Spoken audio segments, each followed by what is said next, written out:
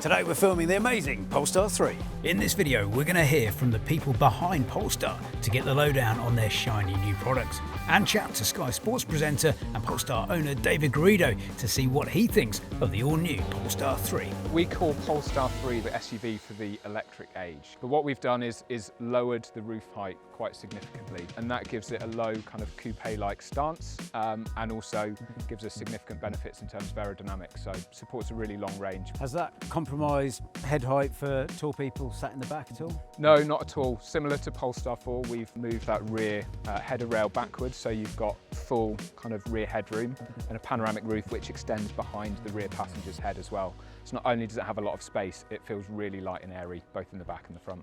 I'm going to start with a summary of this car. It's mind-blowing, it puts a smile on your face, and it's just a dream to drive. It also has probably the best sound system I've heard in a car. Bowers & Wilkins sounds like a pretty dour law firm, but it's not. It's incredible sound. To test this myself and David via a walkie-talkie. Have you got a bit of a caliper fetish? Had a little joint disco. Here's the copyright-friendly version.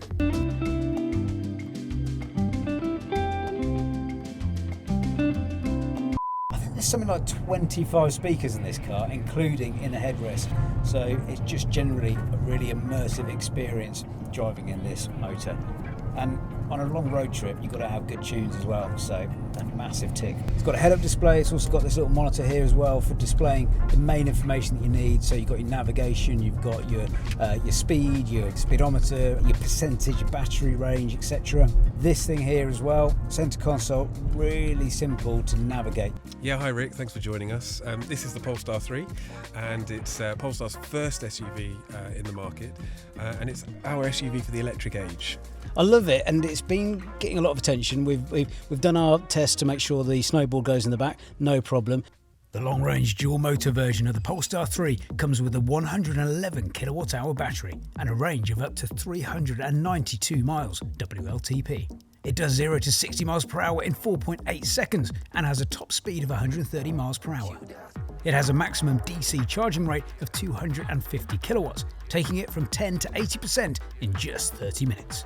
And it's got a monster range as well. Tell us a little bit about that. It does up to 403 miles on a WLTP cycle for the single motor, so really no compromises in terms of how far you can go between charges. You could drive to Scotland from London on a single charge. Absolutely, and I think what we find, you know, most customers that have been driving an EV for a while, they want to stop for a break before they've gone anywhere near 400 miles. With charging times under 30 minutes from 10 to 80%, you know, by the time you've got a coffee, had a comfort break, you're ready to go again, and so's the car.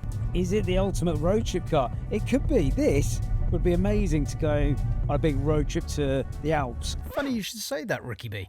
We actually drove the Polestar 2 from London to the Alps recently. A cracking journey in a cracking machine.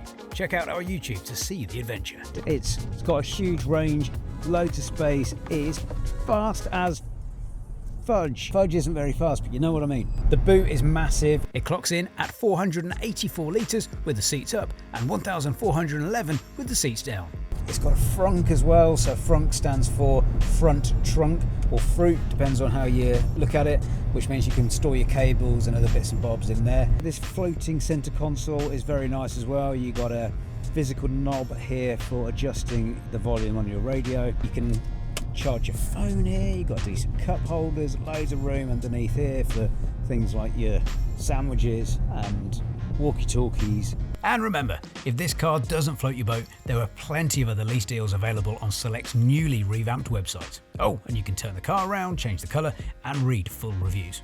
Head over to our YouTube for more electrifying content. Remember, if you don't subscribe, you might miss a review for the car of your dreams. This is ideal for families and long distance driving. It's got air suspension, so it's going to be super comfortable. It's a very, very luxurious but simple interior, really well executed in terms of design. But this is all about sharing the experience, getting from A to B in nice luxury but in an understated way. So this button here helps you toggle between different settings, so you can either see your speedo or you can have your navigation. I found this a little bit tricky to get used to. You're kind of guessing what you're doing here, so if you press that button, that's your Google Assistant. Hey Google, tell me a joke. This one will make you giggle or sigh. Why did the toilet paper jump off the building? To quickly get to the bottom. I think you guys have got a really good balance of sporty, sleek, and stylish as well. Talk us through this, and look at these calipers. Oh. Yes, so our Swedish gold calipers is a nod to our Swedish heritage. That said, we find most people in normal driving don't actually use them. They use the regenerative system, which really maximises range. You'll find that is charging up the battery as you drive to make sure that we maximise and achieve those good range numbers. In terms of the design of the side of the car, again, you see the lower claddings, which really kind of give it that SUV proportions, coupled with the large wheels, performance-orientated 21-inch wheels that we've got here on this car, but with sizes up to 22 inches, so we do have even bigger wheels available if you'd like. So quick. Joachim was saying, I dare you to try and get understeer on this car, and we've thrown it into roundabouts and round turns, no understeer. Well done, Joachim. You guys have nailed it. Oh, look at that. That torque vectoring. Yes! One minor grumble. I have struggled to change the actual positioning of my wing mirrors. You have to go through the computer and do it all through there. I prefer to have that right here. Also, similar to the VW range, if you want to open the back windows, you've got to toggle through that too, because you've only got 2 buttons here. Saving money on a couple of buttons, not sure that is a decent idea. David, how has been your first drive with the Polestar 3? Yeah, glorious, like really straightforward, really easy. I just felt really calm, I felt really, really relaxed. I couldn't keep up with you, you were off. Oh look, I just wanted to test, you know, that feeling, because it's a more powerful car than the one that I'm used to, which is the updated model year 24 Polestar 2. It felt like that kind of thing where you can just say, what kind of mood am I in today? What car do I want to drive today? And it can go, all right, yeah, I can provide that for you.